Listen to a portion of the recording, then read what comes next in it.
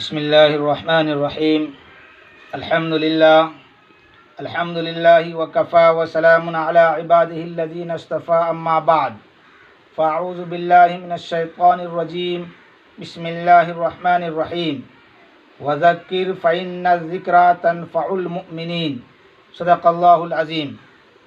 میرے محترم عزیز طلباء اور میرے پیارے بچے، اللہ تبارک و تعالیٰ کا ہم سبوں کے اوپر لاکھ لاکھ احسان و کرم ہوا کہ ہم سب آج اس مجلس میں بیٹھے ہیں اور سبق حاصل کرنے کے لیے، درس حاصل کرنے کے لیے، علمی سمجھ بوجھ پیدا کرنے کے لیے۔ اس سے قبل میں آپ تمام طالب علموں کو کچھ ضروری نصیحتیں کر دیتا ہوں، چونکہ اللہ تبارک و تعالی کلام مقدس میں ارشاد فرمایا وذکر فإن الذکریٰ تنفع المؤمنین، جس کا ترجمہ ہے آپ نصیحت کیجئے، وذکر آپ نصیحت کیجئے، فإن الذکریٰ تنفع المؤمنین، بے شک نصیحت ایمان والوں کو فائدہ دیتی ہے۔ نصیحت کسے کہتے ہیں؟ نصیحت ہر ایک آدمی کچھ نہ کچھ کسی کو نصیحت کرتا ہے، خیر کی باتیں کرتا ہے۔ تو نصیحت کسی کو خیر خواہی کی بات کرنا، فائدے کی بات کرنا، نقصان سے بچنے کی بات کرنا، اس ہمدردی کے جذبے پر جو بات کی جائے اس کو نصیحت کہتے ہیں۔ اللہ تعالیٰ کو یہ عمل بہت پسند ہے کہ میرے بندے ایک دوسرے کی خیر خواہی کرے، چنانچہ نصیحت کو بہت پسند کیا گیا۔ حکم یہ فرمایا نصیحت کیجئے۔ نصیحت ایمان والوں کو فائدہ دیتی ہے، ہر بندے کو نصیحت فائدہ دیتی ہے۔ جو غافل ہو اس کو دین کی طرف آنے میں نصیحت فائدہ دیتی ہے، جو دین کی طرف آیا ہو اس کو آگے ترقی حاصل کرنے میں نصیحت فائدہ دیتی ہے۔ دنیا کا کوئی بھی انسان ایسا نہیں کہ جس کو نصیحت سے فائدہ نہ ہو۔ آپ کو معلوم ہوگا کہ حضرت حکیم الامت حضرت اقدس تھانوی رحمۃ اللہ علیہ نے لکھا ہے کہ خطیب اگر اس بات پر خطبہ دے جس کی کمی وہ اپنے اندر محسوس کرتا ہے تو اس نصیحت کرنے سے اس کی اپنی ذات کو فائدہ ہو جاتا ہے۔ یعنی نصیحت کی بات ایسی اعلیٰ چیز ہے کہ دوسروں کو تو فائدہ دیتی ہی ہے، اپنی ذات کو بھی فائدہ دیتا ہے۔ آپ دیکھیے چیونٹی کی خیر خواہی، اللہ تعالیٰ اس چیز کو اتنا پسند فرماتے ہیں کہ حضرت سلیمان علیہ السلام کا لشکر جا رہا تھا اور راستے میں چیونٹیاں چل رہی تھی، تو ان میں سے ایک چیونٹی نے دوسرے کو کہا جلدی سے اپنے بلوں میں گھس جاؤ، ایسا نہ ہو کہ حضرت سلیمان علیہ السلام کا لشکر تمہیں پاؤں کے نیچے کچل دے۔ تو ان میں سے ایک چیونٹی نے کہا یا ایھا النمل ادخلوا یا ایھا النمل ادخلوا مساکنکم، اے چیونٹیوں تم اپنے بلوں میں سوراخوں میں چلی جاؤ۔ اب سوچئے کہ ایک چیونٹی اگر دوسری چیونٹی کی خیر خواہی کرتی ہے، اس کا تذکرہ اللہ تعالیٰ قرآن مجید میں فرماتے ہیں، اور اس سورت کا نام سورۃ النمل چیونٹی کے نام پر رکھ دیتے ہیں۔ تو انسانوں کی خیر خواہی کریں گے تو اللہ تعالیٰ کو کتنا پسند آئے گا۔ تو اس لیے نصیحت ہر ایک کو کرنا چاہیے۔ اس لیے اللہ نے فرمایا وذکر فإن الذکریٰ تنفع المؤمنین، نصیحت کیجئے۔ نصیحت ایمان والے کو فائدہ پہنچاتی ہے، فائدہ دیتی ہے۔ اور آج میں جو آپ حضرات کو نصیحت کرنے جا رہا ہوں اور جس قول کو میں بتانے جا رہا ہوں کہ حضرت لقمان علیہ السلام اپنے بیٹے کو نصیحتیں کی۔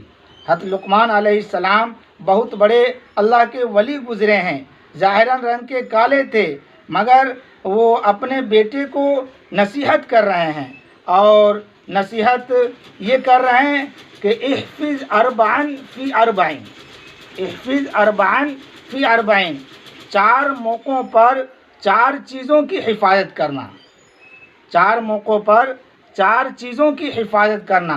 سب سے پہلی نصیحت یہ فرمائی احفظ عینک فی بیوت الناس، احفظ عینک فی بیوت الناس، جب لوگوں کے گھروں میں جاؤ تو اپنی آنکھوں کی حفاظت کرنا۔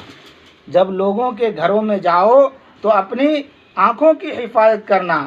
یہ اس دور کے حساب سے کہا گیا۔ اس دور میں جب لوگ آتے جاتے تھے، کسی کے ہاں مہمان ہو تو اس آنے جانے میں بے پردگی کا بھی ڈر رہتا تھا۔ آج کل کے دور میں کہیں گے کہ نظر اٹھاتے ہوئے نظر کا خیال رکھنا، نظر اٹھاتے ہوئے نظر کا خیال رکھنا، چونکہ آج تو گلی میں، بازار میں جہاں کہیں نظر اٹھے گی تو خطرہ ہے کہ آگے سے کہیں غیر محرم ہی سامنے نہ ہو۔ تو مقصد کیا تھا کہ اپنی نگاہوں کی حفاظت کرنا۔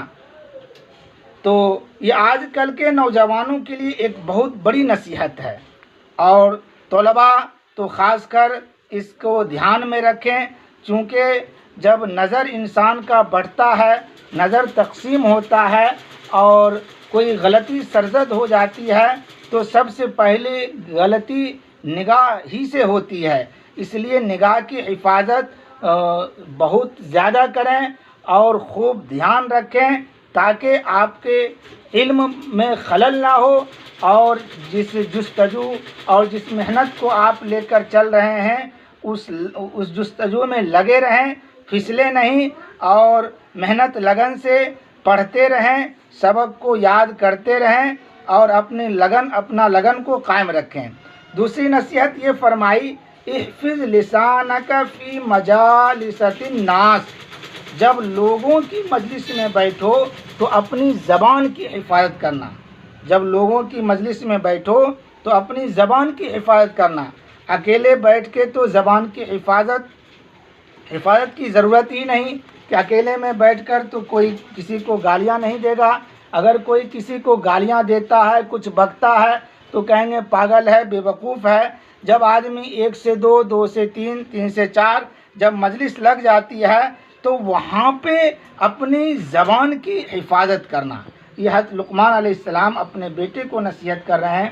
کہیں کسی کی غیبت میں مبتلا ہو گئے، کوئی کسی کے پیر کھینچنے لگا، کسی کا مذاق اڑانے لگا، بہت ساری باتیں آ جاتی ہیں، اس لیے فرمایا احفظ لسانک فی مجالس الناس، جب لوگوں کی مجلس میں بیٹھو تو اپنی زبان کی حفاظت کرنا۔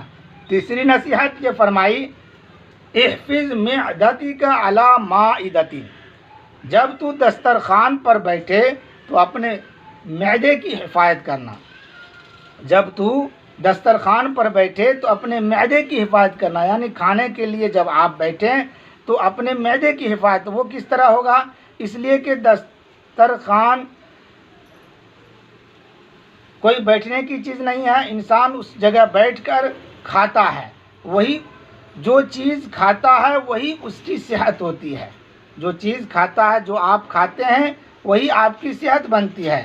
اور آج کل کے نوجوانوں کو تو کھانا اچھا نہیں لگتا، وہ ادھر ادھر کی بہت چیزیں کھاتے ہیں جو معدے کو بہت زیادہ نقصان کرتا ہے۔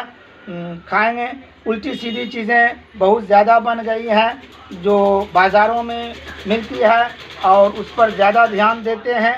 تو اپنے معدے کی حفاظت کریں کہ ہمارا معدہ کس چیز سے خراب ہوگا اور کس چیز کو کھانے سے فائدہ ہوگا، اس کی جانکاری رکھیں، اور جب دسترخوان پر بیٹھیں تو اپنے معدے کی حفاظت کریں۔ چوتھی نصیحت یہ فرمائی، احفظ قلبک فی الصلاۃ، جب نماز پڑھنے کا وقت ہو تو اپنے دل کی حفاظت کرنا۔ جب نماز پڑھنے کا وقت ہو تو اپنے دل کی حفاظت کرنا کہ دل میں وساوس کوئی نہ آئے۔ نہیں، بہت سارا وسوسہ دلوں میں جب نماز کی نیت باندھتے ہیں تو دل میں بہت سارا وسوسہ آ جاتا ہے، خیال آ جاتا ہے، اور واقعی جب بندہ نماز پڑھنے کھڑا ہوتا ہے تو ایسی باتیں یاد آتی ہیں جو آگے پیچھے یاد ہی نہیں آ سکتی۔ ایک بندہ کہیں پیسے رکھ کے بھول گیا، یعنی خزانہ کہیں دبا کر بھول گیا، اس کو یاد نہیں آتا تھا، تو وہ آیا امام اعظم ابو حنیفہ رحمۃ اللہ علیہ کے پاس۔ ماشاءاللہ وہ تو اتنے ذہین تھے کہ کیا بات، کہنے لگا حضرت مجھے یاد ہی نہیں آ رہا ہے میں نے کہاں رکھا ہے۔ انہوں نے کہا 2 رکعت نفل پڑھ۔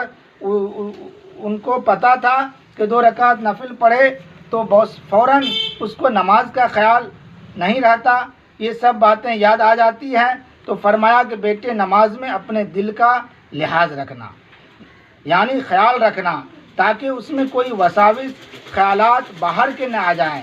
تو بھائی اور عزیز طلباء، یہ چار باتیں اور نوجوان حضرات، یہ چار باتیں آپ کو میں نصیحت کے طور پر جو حضرت لقمان علیہ السلام نے اپنے بیٹے کو نصیحت کی، میں آپ حضرات کو بتایا، تو آپ اسے یاد رکھیں اور زندگی میں لائیں۔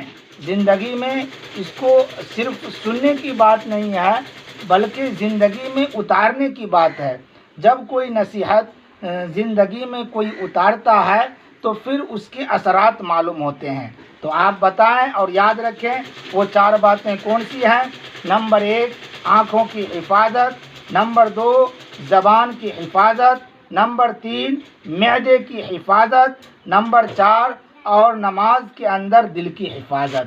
اللہ پاک سے دعا کریں کہ اللہ پاک ہمیں بھی اور آپ تمام کو بھی کہنے سننے سے زیادہ عمل کرنے کی توفیق فرمائے اور زندگی میں اتارنے کی توفیق فرمائے۔ آمین۔ وما علینا الا البلاغ۔